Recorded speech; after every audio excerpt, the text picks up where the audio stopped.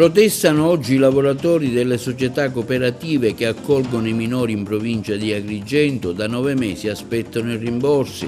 Sit-in davanti alla prefettura. Nota sull'esito del referendum in provincia di Agrigento del segretario della CGIL Buscemi.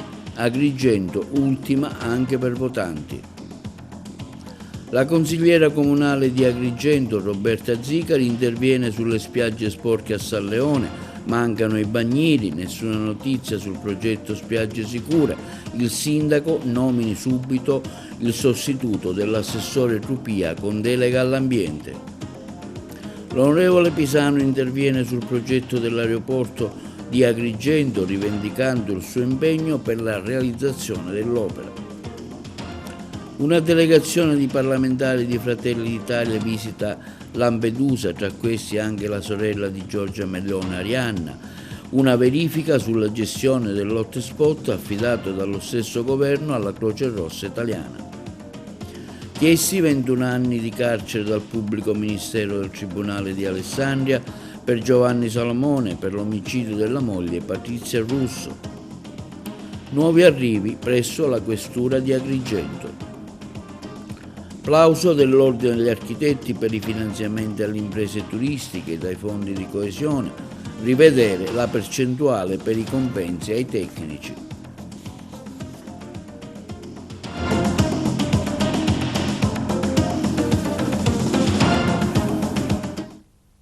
Buongiorno ai nostri telespettatori col nuovo appuntamento di oggi 10 giugno martedì del nostro TVA Notizie. Si è svolto stamani davanti alla prefettura di Agrigento un sit-in di protesta dei responsabili e dei lavoratori delle cooperative della provincia che ospitano i minori stranieri non accompagnati. Tra le varie motivazioni il blocco dei pagamenti da parte degli organi competenti per un periodo di oltre 9 mesi, la sospensione dell'assegnazione di nuovi minori alle strutture esistenti. L'incontro oggi non si è svolto per assenza del prefetto, è data da destinarsi le interviste. Oggi siete qui perché protestate davanti alla prefettura? Le vostre ragioni? Noi siamo qua, questa è la seconda volta da precisare che siamo qua. 3 mesi fa eravamo venuti già a fare una manifestazione, abbiamo fatto un tavolo sopra con il viceprefetto, ci hanno garantito che le cose dovevano migliorare, invece ancora ad oggi noi è da un anno che aspettiamo i soldi, ci sono maggiorenni nelle nostre strutture che li teniamo in maniera gratuita, gli inserimenti adesso vengono fatti solo al nord e veramente siamo in un disastro totale, ci siamo indebitati, abbiamo migliaia di famiglie che lavorano in queste strutture e non possiamo più offrire un'adeguata accoglienza ai ragazzi. Siamo nel disastro totale, veramente, dopo un anno non percepire neanche un euro, sfido chiunque io a vivere una situazione del genere. Quindi le istituzioni si devono impegnare a trovare urgentemente una soluzione, perché noi siamo nell'orlo veramente della sofferenza più totale. Come mai c'è questo ritardo? Da cosa è dovuto? Non si capisce bene, noi abbiamo interpellato il Ministero dice che nelle altre regioni queste problematiche non esistono, dicono che le richieste per ricevere contributi arrivano in ritardo e mentre nelle altre regioni sono puntuali. Fatto sta che in questo momento noi stiamo vivendo una situazione drammatica, adesso le chiacchiere purtroppo non ci servono più, ci serve un aiuto concreto e urgente. La vostra struttura di quante persone si compone per poter andare avanti? Noi abbiamo 15 ragazzi e poi abbiamo 6 dipendenti e altri 4 con il contratto di collaborazione, cioè abbiamo diverse famiglie che lavorano. Faccio il conto che ogni struttura ha 6-7 dipendenti per 40 cooperative, quello che c'è dietro, per non parlare dei fornitori, per non parlare di tante altre cose. Quindi si deve immediatamente trovare una soluzione. Il comparto quante aziende rappresentano? Cioè quante aziende ci sono nel settore che lavorano? Come le dicevo, ci sono una quarantina di cooperative, ogni cooperativa ha 7-8 9 dipendenti addirittura, quindi per 40 cooperative quello che c'è dietro, cioè migliaia di famiglie nella disperazione, non ricevono lo stipendio da diversi mesi, da 10 mesi esatti, quindi se è una cosa giusta non lo so io. Quindi oggi vi aspettate un'interlocuzione con la prefettura che vi possa dare risposte concrete? Sì, un'azione forte, urgente, una risposta concreta, perché noi non ce la possiamo più fare, abbiamo fatto dei prestiti, dei fidi, ma siamo proprio ormai arrivati alla separazione più totale, quindi devono veramente darci una risposta fattibile. Abbiamo bisogno. Quindi voi della provincia di Caltanissetta oggi avete lo stesso problema e avete ritenuto opportuno di solidarizzare con la provincia di Agrigento. Quindi anche da voi che è un'altra provincia c'è lo stesso problema. Ci tengo a sottolineare che il problema non è soltanto dell'Agrigentino, il problema è generalizzato perché mancano i fondi 2024, non mancano soltanto per Agrigento ma mancano per tutte le province. Anche noi all'interno abbiamo neo maggiorenni da mesi e mesi che ospitiamo a titolo gratuito perché nonostante abbiamo decreti di proseguo amministrativo, di fatto riceviamo le somme fino al compimento del 18° anno del ragazzo. E non riceviamo neanche noi inserimenti, non ospitiamo minori nonostante abbiamo la disponibilità anche noi da mesi e mesi. Ma c'è un problema di fondi, vorrei capire, c'è il Ministero che non paga i comuni non pagano a voi, quindi che risposte attendete dalla prefettura? Allora, in realtà la legge dice che i comuni dovrebbero anticipare i fondi che il Ministero ci deve dare, ma è un'utopia perché sappiamo benissimo che i comuni non sono nelle condizioni per poter anticipare nulla. Il Ministero quindi non dà i fondi ai comuni e i comuni di conseguenza non danno nulla a noi e non riceviamo soldi praticamente come pagamenti da giugno 2024. Perché i fondi del 2024 sono esauriti e quindi che farete voi? Non lo so, vogliamo capirlo, siamo qua per questo, qualcuno che ci dia delle risposte, perché noi non abbiamo più come poter reperire gli strumenti, i fondi per poter sostenere questa situazione. Abbiamo dato tantissimo, lavoriamo nel sociale, ormai da anni, noi abbiamo sempre fatto questo lavoro, ma una situazione del genere credo che negli altri anni avete lo stesso problema o è un problema di quest'anno solo? No, con questa amministrazione nazionale è cambiato qualcosa? Sicuramente sì, è cambiato il modo di gestire. No, negli altri anni non abbiamo avuto questi problemi, devo essere onesta, è un problema che si sta verificando quest'anno. Probabilmente, non so, dettato da nuove decisioni da parte dello Stato, del Ministero. Okay.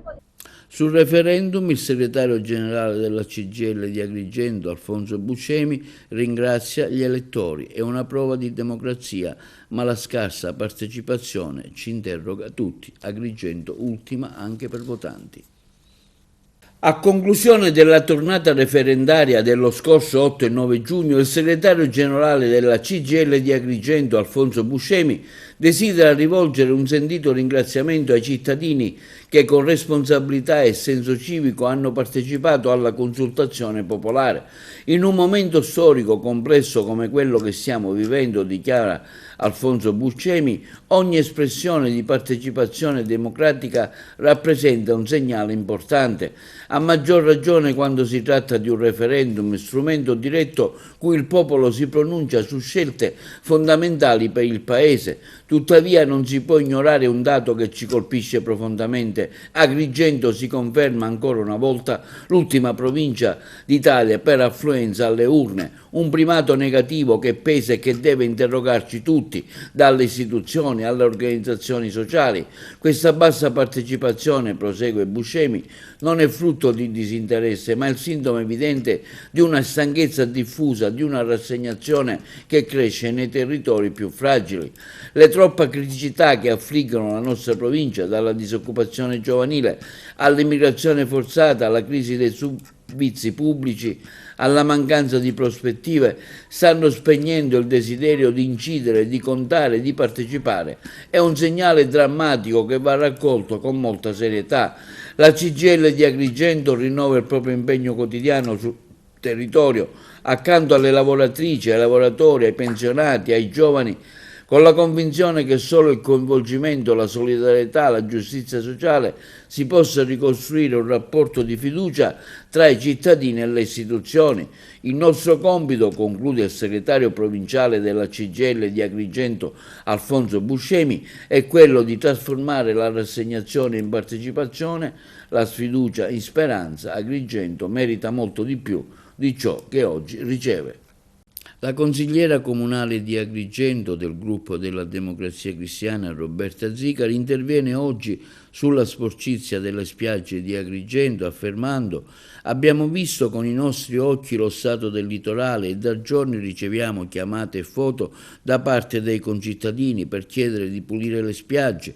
Alcuni, a cui va un grazie particolare, si sono pure offerti di pulire loro la spiaggia e ci hanno chiesto come si attiva la procedura. Chiedo loro scusa, afferma la Zicari, da parte dell'amministrazione di cui non facciamo parte. Sedendo all'opposizione abbiamo chiamato gli uffici per sollecitare il potenziamento estivo. Il potenziamento dura 90 giorni, importante che parta subito perché è ben noto a tutti purtroppo che dopo Ferragosto i flussi di bagnanti iniziano a diminuire. Questo abbiamo chiesto e dicono che a giorni partirà. Inoltre non abbiamo visto bagnini sulle spiagge, il progetto Spiagge Sicure che ogni anno finanziamo con la tassa di soggiorno, quando parte, si interroga la Zicari. Il sindaco ha tempo di occuparsi della delega all'ambiente o è meglio che trovi un sostituto dell'ex vice sindaco Trupia? Fratelli d'Italia di Porto Empedocle ritorna sulla decisione di installare il nuovo dissalatore idrico presso la centrale Enel del luogo, che sta provocando tanti disagi sia alle imprese che agli abitanti empedoclini. Sentiamo il segretario cittadino di Fratelli d'Italia, Giuseppe Todaro. Quali le novità di Fratelli d'Italia a Porto Empedocle sul dissalatore in costruzione? Ma guardi, noi la scorsa settimana abbiamo fatto un comunicato stampa in cui ci dicevamo non contrari, perché il dissalatore è un'opera utile e necessaria per tutta per la città di Agrigento e anche per alcuni comuni limitrofi, tra cui anche Porto Empedocle. Riteniamo ancora che il sito in cui si sta allocando questo dissalatore non è adatto per quanto riguarda la città di Porto Empedocle, perché compromette ancora una volta la spiaggia di Marinella, tutto il litorale. È come se ci mettessimo un cavallo di Troia dentro la città. Ma detto questo, dico, noi siamo assolutamente favorevoli ai dissalatori, riteniamo che siano opportuni farli nella zona ASI, visto che il nostro comune è una zona ASI, tra l'altro anche molto vasta, in cui si potrebbero fare lì non uno ma anche forse 2 o 3 dissalatori che servirebbero non solo ad Agrigento ma anche a tutta la provincia.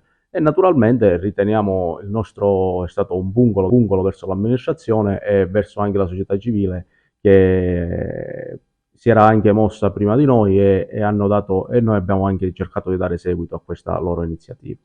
Questa divergenza con l'amministrazione rappresentata dal vostro partito, l'assessore Gallo, insomma, una cosa ovviamente non l'avete concordata, ecco, come mai questo cortocircuito? Ma non è che non è stata concordata, praticamente noi, il direttivo, ho esternato io il comunicato a alcuni membri del direttivo e avevano condiviso la maggior parte il testo del comunicato. Ho cercato di contattare l'assessore in carica nostro di Fratelli d'Italia, ma non ho avuto risposta, quindi ho ritenuto opportuno, avendo la maggioranza del coordinamento cittadino, di inviare lo stesso comunicato, che comunque non era una critica verso l'amministrazione, anzi era un voler chiarire, perché c'era troppo silenzio fino a qualche settimana fa su questa importante opera, un'opera che sta sventrando la città nella zona bassa, sta tagliando in due la via Empedocle. Proprio ieri ci sono state delle lamentele dei locali, delle attività commerciali che sono adiacenti al porto, che in questo momento, quasi in piena stagione estiva, si ritrovano con un cantiere proprio davanti alla porta e forse lavorano la metà di quello che lavoravano lo scorso anno, diciamo, a pieno regime. Ma noi il sindaco ha dichiarato che lui era contrario a questa allocazione lì all'Enel, che però è stata una decisione dei vertici della Protezione Civile regionale di allocarlo presso l'Enel. Sì, anche io ho letto il comunicato del sindaco che ritengo giusto e doveroso, anzi mi ha fatto molto piacere. Probabilmente il nostro è stato un pungolo importante che ha avuto un moto d'orgoglio da parte verso l'amministrazione comunale. Riteniamo, forse con un po' di ritardo, si poteva agire con più tempestività senza ombra di dubbio. Certo, le scelte regionali in qualche modo comunque si possono contrastare all'inizio, essendo un sindaco di una città importante come Porto Empedocle, che è sempre stato volano per la provincia di Agrigento, non possiamo sempre farci, come dire, calare le cose dall'alto e accettare supinamente. C'è una giunta, c'è un sindaco, ci sono dei partiti politici presenti sul territorio, ci sono delle associazioni e questi vanno tutti ascoltati. Ci sono dei rappresentanti del vostro partito insieme all'assemblea come assessori, quindi il riferimento ci può essere benissimo. Assolutamente, il riferimento c'è, però le cose vanno in ogni caso condivise col gruppo consiliare, condiviso col coordinamento, visto che noi ormai da marzo facciamo, come dire, politica attiva sul territorio, essendo il primo partito d'Italia, essendo parte, ripeto, il primo partito d'Italia e maggioranza alla regione. Siamo anche in giunta qui al comune, quindi vogliamo anche essere, come dire, tenuti in considerazione non solo perché abbiamo l'assessore lì in giunta, ma anche perché siamo un gruppo politico che cerca di crescere e cerca soprattutto di dare una spinta propositiva alla città, cercando di dare anche soluzioni, non solo facendo critiche. Noi siamo anche pronti a sederci a un tavolo e creare soluzioni e cose buone per il... E l'onorevole agrigentino Calogero Pisano rivendica il suo impegno per il futuro aeroporto di Agrigento e risponde, ma senza citarla, alla parlamentare di 5 Stelle l'empedoclina Ida Carmina. Aeroporto di Agrigento, l'onorevole Calogero Pisano ne rivendica la paternità e risponde senza citazioni dirette a Ida Carmina, il deputato nazionale dei 5 Stelle che aveva espresso soddisfazione per il procedere dell'iter di realizzazione dello scalo aeroportuale della città dei Templi, sottointendendo il suo sostegno all'iniziativa. E Pisano affida ad un post le sue precisazioni e sottolinea di essere stato l'unico deputato agrigentino ad avere votato sì al decreto dell'aeroporto. E poi la frecciatina. C'è chi ha deciso di votare contro il decreto Sud, il testo legislativo che ha reso realmente possibile la realizzazione di uno scalo aeroportuale di Agrigento, dice, ma che oggi si propone ai cittadini come sostenitore convinto dell'opera. Un atteggiamento grottesco e paradossale, afferma Pisano, che sottolinea il voto finale in aula è il momento in cui si decide davvero. È lì che ogni deputato si assume la responsabilità chiara davanti ai cittadini. E poi torna a ribadire: io ho votato sì e sono stato l'unico deputato della provincia agrigentina a farlo. Gli agrigentini possono verificare tutto, dice, i voti sono pubblici, facilmente reperibili sul sito della Camera. Oggi, senza quel sì e senza la mia battaglia, evidenzia, non potremmo nemmeno parlare della possibilità di costruire un aeroporto ad Agrigento. Una delegazione di parlamentari di Fratelli d'Italia, tra cui la sorella di Giorgia Meloni, Arianna, in visita a Lampedusa per fare il punto sullo sbarco dei migranti e sull'hotspot gestito dalla Croce Rossa italiana, decisione che fu presa proprio dal governo Meloni, il servizio. Una delegazione di parlamentari di Fratelli d'Italia, composta da Arianna Meloni, dai 2 capigruppo di Camera e Senato, Galeazzo Bignami e Lucio Malan, i responsabili di Dipartimento Donzelli, Filini, Chelani, i vicepresidenti Augusta Montaruli, Salvatore Sallemi e Marco Scurria e il senatore Raul Russo, è a Lampedusa. I parlamentari di Fratelli d'Italia hanno raggiunto il municipio di Lampedusa dove, nella stanza del sindaco Filippo Mannino, si sono riuniti per fare il punto sugli sbarchi dei migranti e sull'hotspot che da 2 anni, da quando è in carica il governo Meloni, è gestito dalla Croce Rossa italiana. Sono 144.641 i migranti accolti nella struttura di Contrada Imbriacola dal 1 giugno 2023, giorno in cui la CRI ha avuto in gestione la struttura, al 31 maggio 2025. Dall'1 gennaio di quest'anno al 31 maggio 2025 sono arrivati a Lampedusa 18.035 migranti, dato che rappresenta una crescita del 25,3% rispetto allo stesso periodo del 2024, quando nel centro erano stati accolti 14.393 ospiti. L'imputato va condannato a 21 anni, questa è la richiesta avanzata dal Tribunale di Alessandria dal pubblico ministero Andrea Trucano nei confronti di Giovanni Salamone, di 61 anni, di Agrigento, che ha confessato l'omicidio della moglie Patrizia Russo, di anni 53, docente anche lei originaria di Agrigento. Il processo è in corso di svolgimento davanti alla Corte di Assise di Alessandria. Quando ho ucciso mia moglie Patrizia Russo ero posseduto da Satana, ha detto l'agrigentino.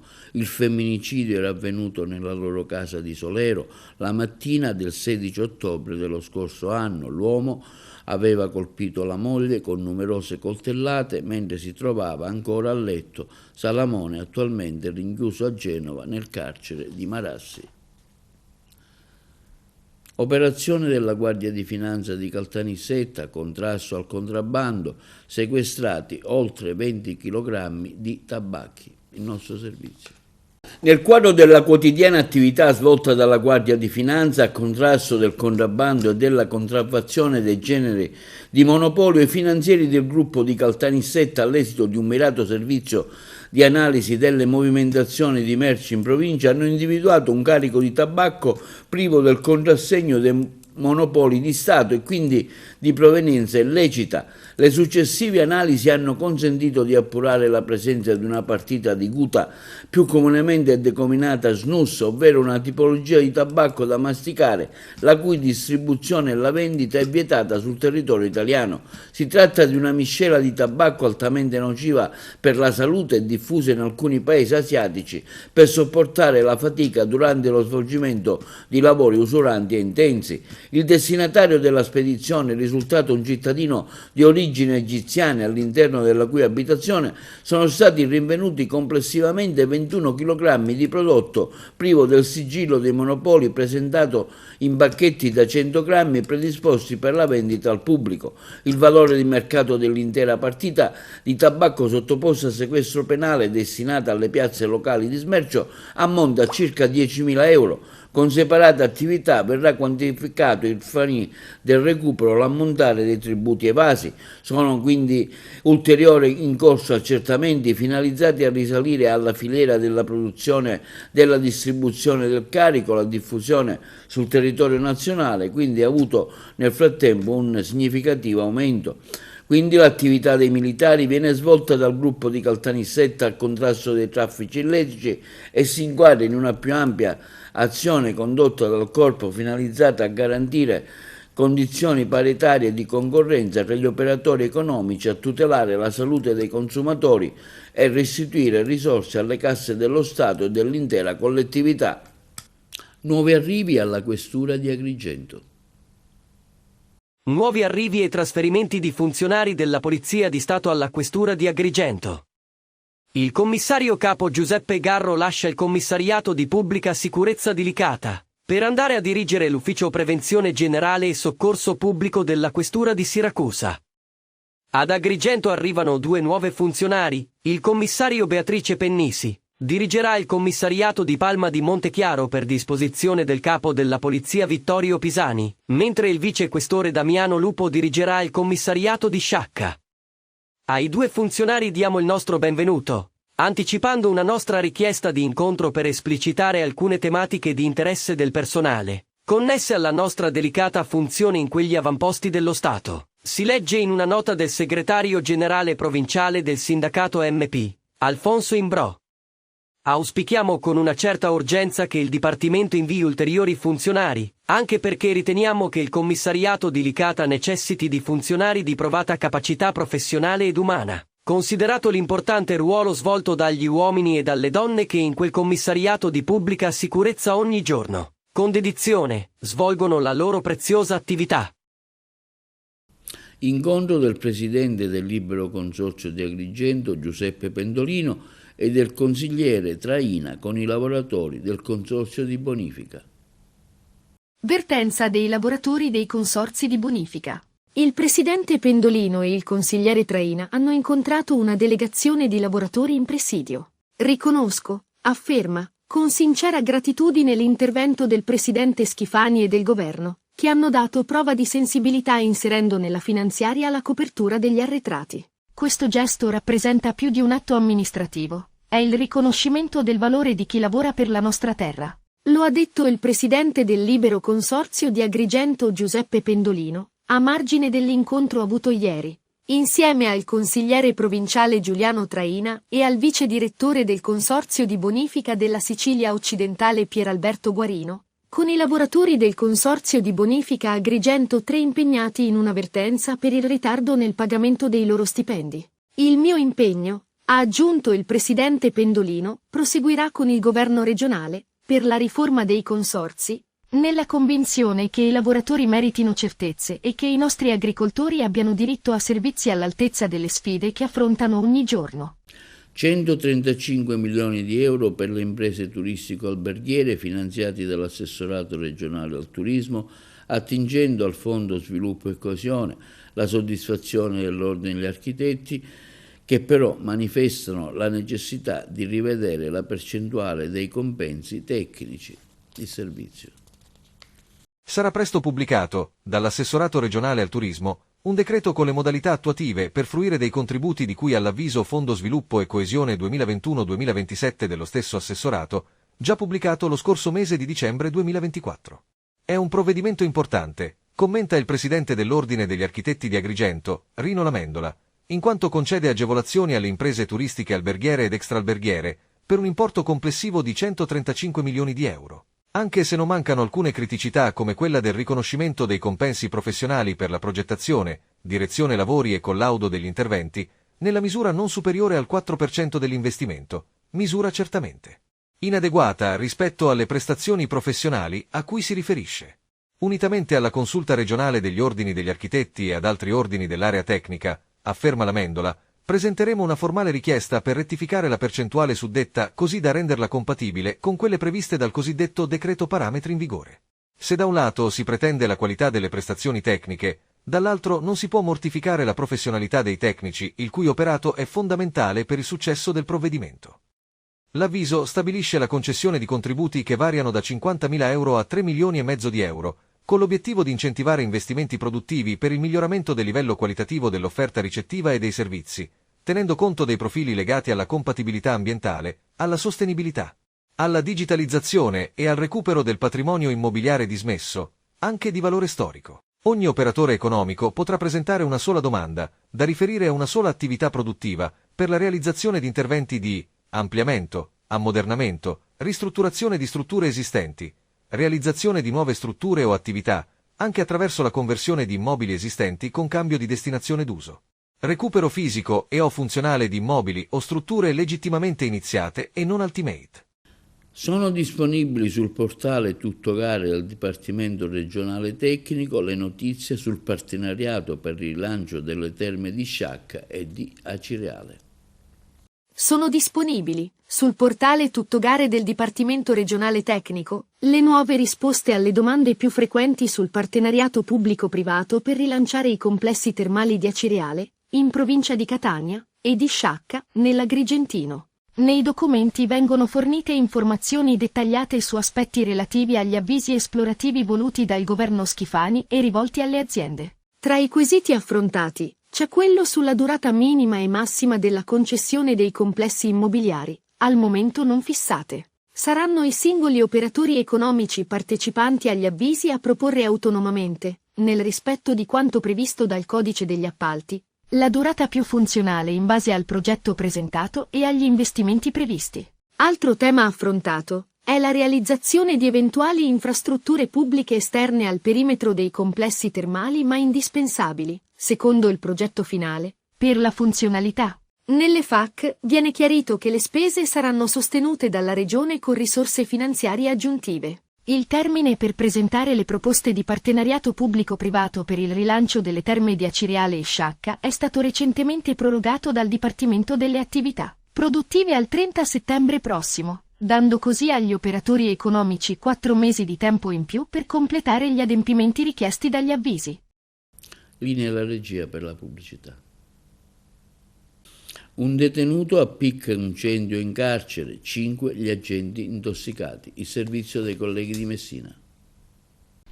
Un incendio, probabilmente appiccato a un materasso all'interno di una cella dell'8° reparto della casa circondariale di Barcellona Pozzo di Gotto, ha provocato una densa colonna di fumo che si è diffusa all'interno del reparto.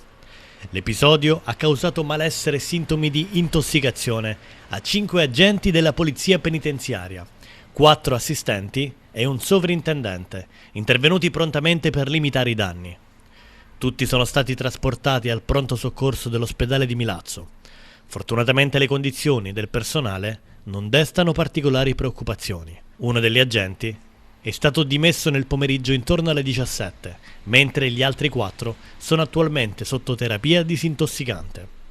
L'allarme è scattato poco dopo le 14. Immediatamente sono intervenuti i vigili del fuoco del distaccamento di Milazzo, che hanno presidiato l'esterno del carcere per diverse ore, pronti a intervenire nel caso in cui le fiamme si fossero propagate a tutto il reparto. Fortunatamente la situazione è rimasta circoscritta e sotto controllo. Le nuove sfide in urologia al centro del corso formativo promosso dall'Università di Palermo e dal Policlinico, dove direttori scientifici hanno incontrato i medici di base del territorio per creare un'alleanza tra i portatori di cure primarie per il paziente e i consulenti specialistici. Ce ne parlano i colleghi di Palermo. Siamo ospiti di una struttura speciale che ci ha offerto la possibilità di essere qui e di incontrare il territorio dal Policlinico di Palermo fino a Partinico per creare un'alleanza insieme a quelli che sono i portatori di cure primari per il paziente, fino a noi che ci occupiamo invece di gestire quelle che sono le consulenze specialistiche e dare risposta ai comuni problemi più frequenti della popolazione, in particolare della popolazione maschile, come l'ipertrofia prostatica o il tumore della prostata.